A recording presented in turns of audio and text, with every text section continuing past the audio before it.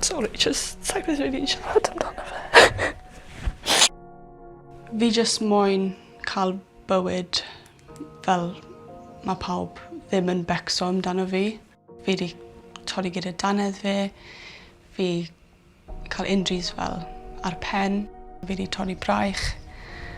Glychu gwely, jyst pethau bach, ond mae hwnna gallu bod yn embarrassing.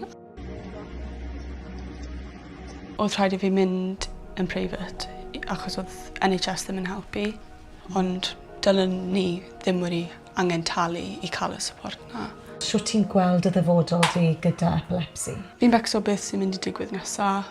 Pob sy'n eisiau fi'n cael. Fi'n mor ddiolchgar bod fi'n gallu codi lan a fi dal da bywyd fi.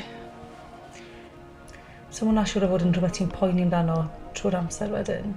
Wrth gwrs. Yeah. Sorry, jyst sa'i beth rili siarad amdano fe.